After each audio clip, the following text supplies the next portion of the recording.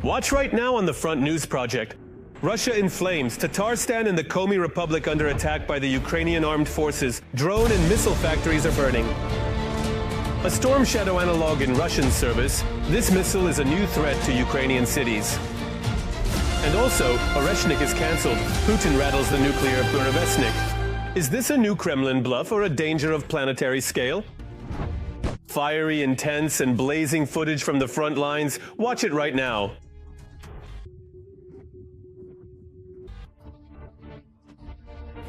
It's the fourth year of the full-scale war that Putin's Russia started on Ukrainian soil. The Ukrainian armed forces continue to heroically defend not only their homeland, but the entire civilized world from the aggression of Kremlin war criminals. Greetings! This is Front News. I'm Vladimir Timoshenko. For the next 30 minutes, you'll get the truth about the war, uncovered by our journalists from the hottest combat zones. So, are you ready? Then let's begin.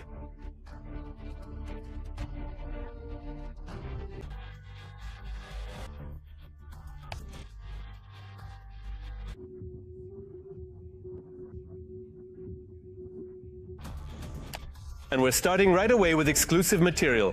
The Ukrainian armed forces drones have done a great job. The Arzamas plant is in their sights. There, the Russians were producing components for the Kh-32 and Kh-101 missiles. For the first time, military facilities in the Komi Republic have also been attacked. Just to put that in perspective, that's 2,000 kilometers from the Ukrainian border. Tatarstan is also under fire, 1,000 kilometers away. And the Ukrainian armed forces have destroyed a Russian battalion command post near Oleshki. That's in the Kherson region. In addition, Azerbaijan may consider lifting its embargo on supplying weapons to Ukraine. What kind of weapons could our country receive? More on that coming up. Then we'll return to the studio. Could it really be that US funding for Ukraine is over? Jay Devine stated that his country will no longer allocate funds for military aid, as this is now more the responsibility of the Europeans. I think the president believes, and of course I do as well, that we will no longer fund the military business in Ukraine. We want to achieve a peaceful resolution to this issue. If the Europeans want to take the initiative and purchase weapons from American manufacturers, we have no objection, but we ourselves will no longer finance this. But just how truly painful and challenging could such significant changes actually be for Ukraine? That's the main question. There's really nothing new here. We understood that we would have to buy aid, that we would no longer receive anything from the US. Basically, to put it simply, we got played. Ukraine was let down in this situation.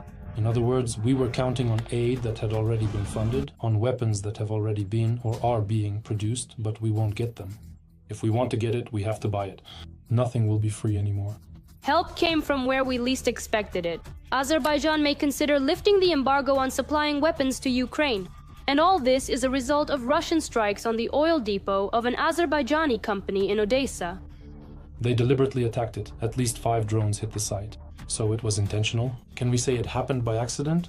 No, it was a deliberate attack. Now, Mr. Aliyev has stated that if the Russian Federation doesn't calm down, they will lift the embargo specifically on military aid to Ukraine. What is this about? Most likely these are Soviet-style munitions that can be produced at Azerbaijani enterprises. Perhaps there are some large stockpiles, but nevertheless, this would be a significant help to Ukraine. It seems that Russia has a new cruise missile. It was detected during the shelling of Mykolaiv.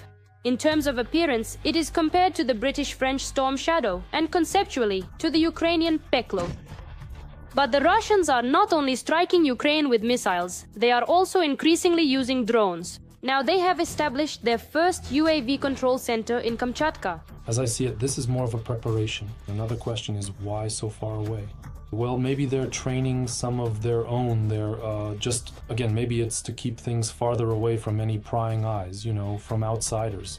Why Kamchatka specifically? Well, it's hard to say. Maybe it's the hills, maybe they're trying to simulate the Donbas region. But what's Russia without a little Bavovna? Ukrainian Shaheds struck the assembly points for Russian Shaheds in Kazan, which by the way is more than 1,000 kilometers from the state border. But that's not all the surprises. An oil refinery in Russia's Komi Republic, which supplied fuel to the Russian army, was also hit. And the distance to it from the Ukrainian border is about 2,000 kilometers. Well, it's quite possible that this was a kind of test flight to figure out what's needed, like how much fuel to calculate, how much explosives. Well, most likely over time we'll see even longer range strikes. But we have to understand that such strikes will most likely only be carried out against highly explosive targets. For example, there's no point in sending it to some factory 2,000 kilometers away because this drone can't really do anything there. But to blow up something very energy intensive, for example. It is also known that the Ukrainian armed forces carried out a bombing strike on a Russian command post in the Oleshki area of Kherson region and destroyed it. According to preliminary information, about 25 occupiers were killed and at least 11 were wounded. According to intelligence reports, among those eliminated were the commander, the chief of staff, the head of the engineering service, and the commander of one of the battalion's platoons. In Zaporizhzhia, on the morning of August 10th, Russian forces struck the bus station, where people were injured. That's all. According to the latest information, 20 people sustained injuries of varying severity. The strikes also hit the clinic of Zaporizhzhia Medical University and residential buildings. And now, an analysis of the operational situation on the long-suffering Pokrovsky sector of the front. The situation here is, as usual, extremely tense. On the Pokrovsky sector, Russian forces attempted to advance 17 times on our positions in the areas of the settlements of Poltavka, Vladimirovka, Uyut, Kucheryov Yar, Zapovednoye, Krasny Liman, Mirolyubovka, Suketskaya, Chunishino, Zverevo, Kotlino, Orekhovoye, and Fedorovka. Our defenders have already repelled 15 attacks. The fighting does not subside. And here is more troubling news from the lair of the Russian occupiers. Russia has introduced a new cruise missile into service, and it has already been launched at Ukraine during the bombing of Mykolaiv. In appearance, it resembles the British-French Storm Shadow, and in concept, the Ukrainian Peklo missile. All the details are known by our journalists. Russia has a new cruise missile, the first of its kind for the occupying army. It has already been used against Ukrainian territory. One cruise missile, a jet-powered drone, a parcel headed toward Mykolaiv from the south. These reports appeared on the morning of August 7th, but it wasn't a parcel. By the way, it's also a new addition to the occupiers' arsenal. But this was something even newer. Later, another Telegram channel published images of the downed missile. Almost every country in the world has a cruise missile that can be launched from under the wing of tactical aircraft and strike targets over 500 kilometers away. Russia did not have such a missile. That's why it was important for them to develop such a weapon, and naturally it was bound to appear or has already appeared. The first thing that caught everyone's eye was that, externally, the new Russian cruise missile looks like a scaled-down version of the British-French Storm Shadow cruise missile. After we have successfully used our Storm Shadow missiles on the sovereign territory of the Russian Federation, after we have deployed our attack AMS, after we have utilized our own domestically produced cruise missiles, which we consistently use for various strikes, whether they are drone missile attacks or something else entirely, that is, they had the opportunity to acquire certain technological capabilities. Because, again, I'll say that Russia doesn't know how to invent something new, but it does know how to copy or to scale up and modernize existing things. Therefore, I would say that most likely they received some clarifications on issues where they couldn't make progress. And thanks to this, they created means with which they now want to actively strike further at Ukrainian territory. The specifications of the new Russian cruise missile are unknown, but it is noted that it is conceptually similar to the Ukrainian Peklo missile. The latter has a range of up to 700 kilometers and can reach speeds of up to 700 kilometers per hour. The warhead of the Peklo weighs more than 50 kilograms. Taking into account the Chinese jet engine that is installed. That's a separate issue, by the way. Russia uses jet engines of Chinese manufacture. So they buy a Chinese engine, install it on this missile, and naturally, with such a payload and such weight and size characteristics, achieving those speeds, 500 to 700 kilometers per hour, is quite possible. It is also known that the new cruise missile is launched from a drone. Its launch from the Orion drone has been confirmed. In theory, the missile can be launched from tactical aircraft, but so far launches from planes have not been recorded. One of the open questions is also at what stage of development the Russian cruise missile currently is. Basically, if I'm not mistaken, this is possibly the third or fourth use of this missile on Ukrainian territory. So this indicates that they made some modifications, launched it, checked it, made some more modifications, allowed it, modified it, allowed it, checked it. Moreover, we understand that they launch it from the sea from an area where there are few radar systems that would allow for effective detection of this missile, especially since it flies at low altitudes. In other words, the principle of classical radar does not apply, because classical radar works from 500 meters and above. So far, only one thing is known. Russia has indeed created its first short or medium-range cruise missile, and the frequency of their launches is only a matter of time. We need to be prepared for this. And now we move to the Kramatorsk and Toretsk directions of the front. The enemy army's bloody rampage continues here as well. In the Kramatorsk direction, our defenders repelled 3 attacks by the occupiers. The enemy carried out offensive actions, trying to advance in the areas of Novomarkove, Chasiv Yar, and toward Bila Hora. The defense forces stopped 7 enemy attacks in the Toretsk direction. The invader tried to advance in the areas of the settlements of Delivka, Toretsk, Oleksandro Kalinove, Katerinivka, and toward Rusiniv Yar and Pleshchevka. Currently, scenarios for ending the war between Russia and Ukraine are being actively discussed around the world. Western analysts have predicted 5 likely scenarios with a set of conditions under which Ukraine, defending its land, and terrorist Russia would cease hostilities. We will tell you more about these scenarios, and you can decide for yourself which one seems the most realistic. Let us know your thoughts in the comments. A nightmare for Europe and Afghanistan for Moscow, a freeze and territorial losses for Kyiv. Against the backdrop of progress in negotiations between Ukraine, the US and Russia, American media have predicted several possible scenarios for how events might unfold. 5 possible outcomes for ending the Russian-Ukrainian war. The Kremlin's goal in negotiations with Trump is to buy time, both regarding sanctions and military aid to Ukraine, as well as to establish personal contacts between Putin and the US president. The last thing Moscow is interested in right now in such negotiations and meetings is a ceasefire and an end to hostilities. We can see that Putin has backed down. Putin realized, apparently economists explained to him what it would mean essentially to lose the main source of revenue for the military budget. And this most likely threatens a complete economic collapse in the medium term. That's why Putin is now trying, let's say, to play many cards at once in order to deliberately slip the card of the Russian-Ukrainian war just into the deck. The least likely scenario, as rightly noted by the American media, is Putin agreeing to an unconditional ceasefire in Ukraine. Ukraine has expressed its readiness to accept the US proposal for the immediate introduction of a temporary 30-day ceasefire, which may be extended by mutual agreement of the parties, provided it is accepted and simultaneously implemented by the Russian Federation. Since at least March, the Russian dictator has refused the 30-day ceasefire proposed by the White House, using various false pretexts and formulations. My conversations with Putin are always very pleasant, very lively discussions. And then, that very night, the missiles fly. I come home and tell the First Lady, you know, I spoke with Vladimir today, we had a wonderful conversation. And she's like, oh, really? They've just struck another city.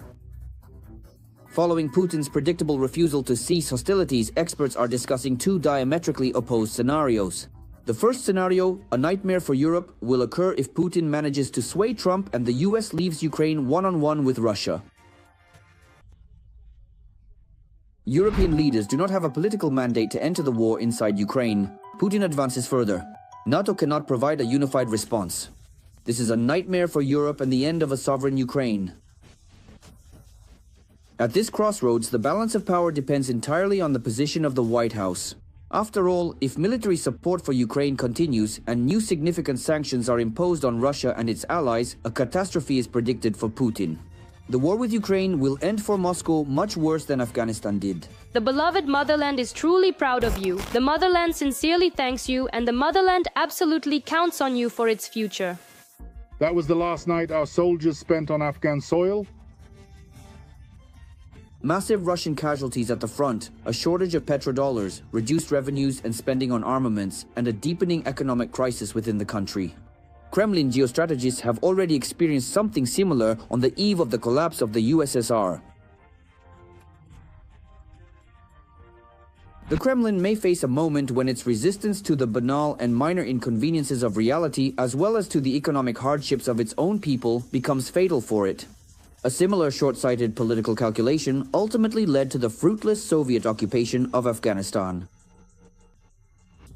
The most likely scenario, according to the media and experts, is the continuation of negotiations accompanied by ongoing hostilities, at least until mid-autumn. The US will continue its current course, applying pressure on Moscow and supporting Kyiv.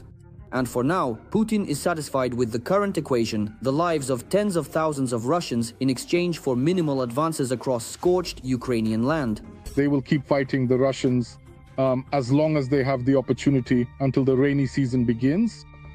But that is in fact the end of October or the beginning of November, depending on the weather. And then, then they will move on to political agreements along the line of demarcation. I think they will compromise on their previous demands regarding, the 5 regions. That's it. But at the same time, yes, indeed, until that particular moment, they will undoubtedly make every possible effort now to achieve, the absolute maximum on the battlefield. At the same time, no progress toward achieving peace is possible without further participation in negotiations by Ukraine and Europe. Putin's dream is a private deal with Trump, as a result of which the war will continue and Washington will turn its back on the European continent. And now, an analysis of the operational situation on the Novopavlivka sector of the front. The Russian world continues here as well to destroy, kill, and maim. On the Novopavlivka direction, Ukrainian defenders repelled 7 enemy attacks near the settlements of Zeleny High, Volnepol, Timirivka, Mirn, Oleksandrograd, Voskresenka, Shevchenko, and Olhivske. 4 enemy attacks are still ongoing.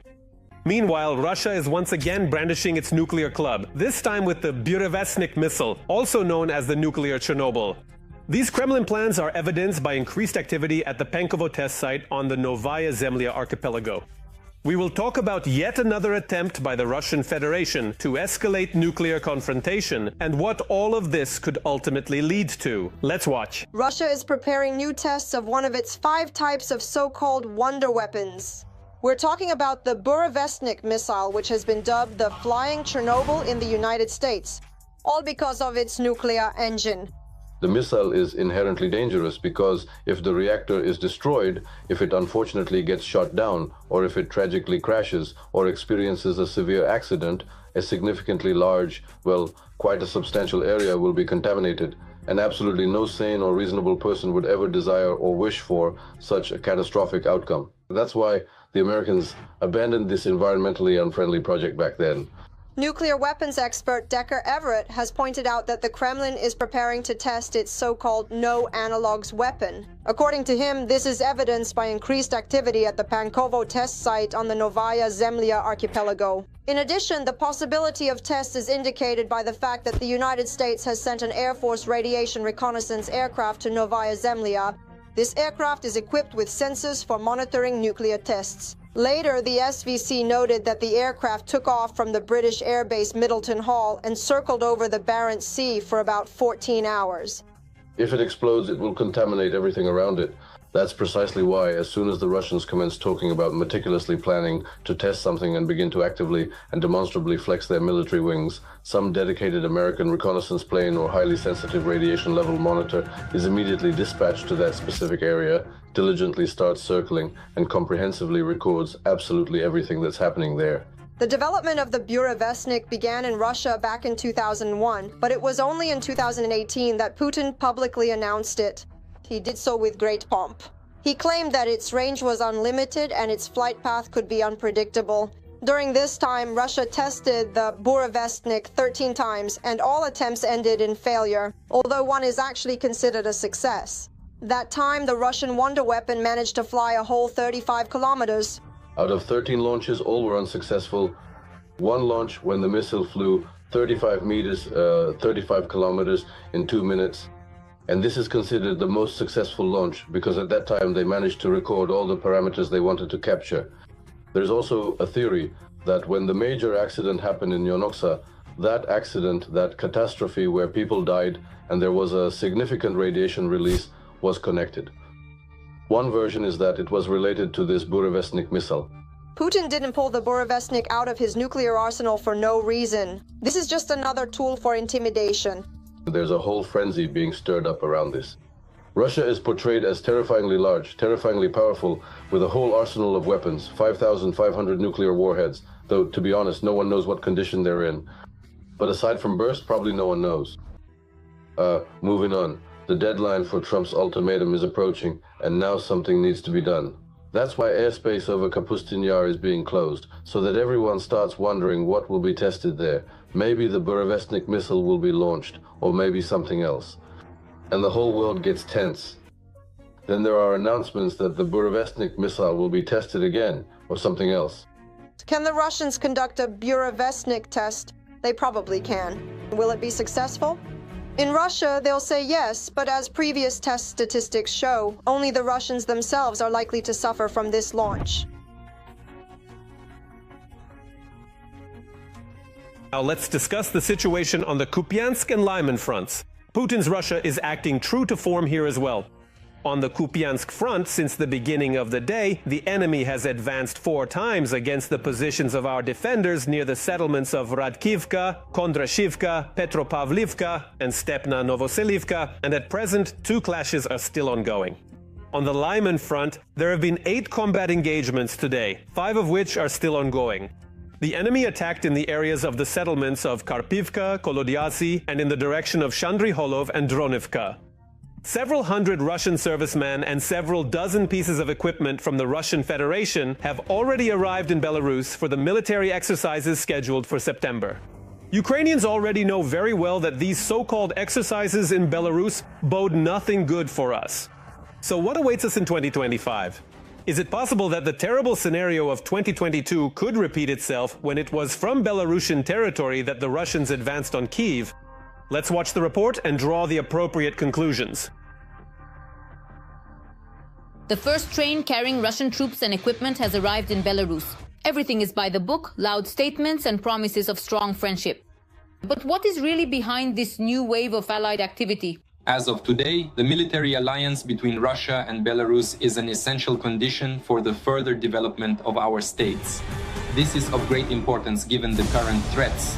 With the start of the special military operation, this became one of the top priorities, said a serviceman of the Russian armed forces. The Belarusian Ministry of Defense immediately reported preparations have begun for the strategic exercises Zapad 2025, which are scheduled for September. They insist that the maneuvers are supposedly routine and are held every 2 years. But history teaches us it was precisely under the guise of exercises in 2021 that Russia moved troops to the Ukrainian border and already at the beginning of 2022 launched a full-scale invasion. The very first echelons, complete with their military equipment, that have recently arrived in the sovereign nation of Belarus can be effectively utilized both for the crucial practicing of coordination and for the subsequent significant buildup of formidable strike forces. And although the official scenario of the exercises is still classified, its direction is obvious. After all, the playbook is the same, the scenario is the same, troop transfers, the creation of a strike force, preparation for future operations, all the things the aggressor used to launch the large-scale war against Ukraine. In this case, coordination between Ukraine and our Western partners is necessary in order to send a signal, I believe, not only to the Russian Federation, but also to Belarus about the inadmissibility of using these exercises as a cover for preparing offensive actions. After all, we understand that the Russians still have the temptation, for example, to open a northern front against Ukraine or to launch a special operation against, say, the Suwałki corridor. Obviously, that would involve Poland, that would involve Lithuania. There are various scenarios. The key question remains the scale. So far, the official statements mention 12, 13 or 14,000 servicemen. However, according to the intelligence services of the Baltic states, up to 150,000 troops could be involved in the maneuvers. If these numbers are confirmed, it would be the largest concentration of forces on NATO's eastern flank in recent years. The Russian Federation and its close ally Belarus will likely downplay the actual precise number of servicemen participating in these significant military exercises, potentially to avoid international scrutiny. Therefore, the risks will remain. But let's carefully observe and see to what significant extent, in this particular case, the comprehensive preventive process will actually work, ensuring a more robust outcome. After all, we remember how even Kellogg himself came to visit Lukashenko. We also distinctly remember a significant number of statements and the extensive redeployment of those very same German Eurofighter jets to Poland, and many, many other crucial actions involving the direct redeployment of military servicemen directly to NATO's eastern flank, which is a critical area. At the same time, other alarming steps are emerging. For example, Belarus will form a new airborne assault brigade. Where do you think? Of course, right at the Ukrainian border. This was announced by the commander of the Belarusian Special Operations Forces, Vadim Denisenko. According to him, the units are being stationed in the Gomel region, north of Chernihiv and Kiev regions. As of today, this is the most, so to speak, worrisome direction, which keeps all of us on alert. Therefore, a decision was made to create a separate airborne assault brigade there. And as of today, we have already begun forming this brigade. One of the battalions has already been formed. We're talking about the 37th Guards Airborne Assault Brigade. Its formation is part of a large-scale strengthening of the Belarusian army. New artillery and anti-aircraft missile units are also being created. And on top of that, the parliament is discussing rewriting the law on martial law to expand the powers of the president, the Security Council, and the Ministry of Defense. Putin is currently relying on several pillars. The first pillar is the belief that the Ukrainian response is an anomaly and that such resistance will not occur in European countries.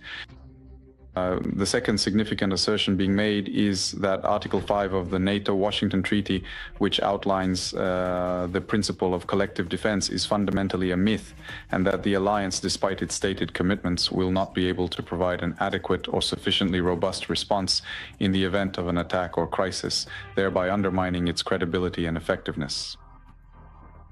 And the third crucial pillar is the deeply held belief that China will significantly strengthen the strategic position of the Russian Federation in terms of extensive economic and vital political cooperation, since it is profoundly beneficial for China to effectively put the United States in a considerably difficult position. This strategic way, while the US is fully preoccupied with Russia and Europe, China can then more readily resolve the long-standing Taiwan issue. Without a doubt, the Zapad 2025 exercises are a challenge not only to Ukraine, but to the entire region. Despite the fact that, according to the Ukrainian State Border Guard Service, there are currently no signs of a threat to our country, Kyiv is preparing for any scenario, just like its Western allies. Poland has already responded to the actions of Moscow and Minsk by announcing its own large-scale exercises, Iron Defender, with the participation of NATO allies. The question now is whether time will show if these exercises remain merely a show of force or become yet another round of escalation.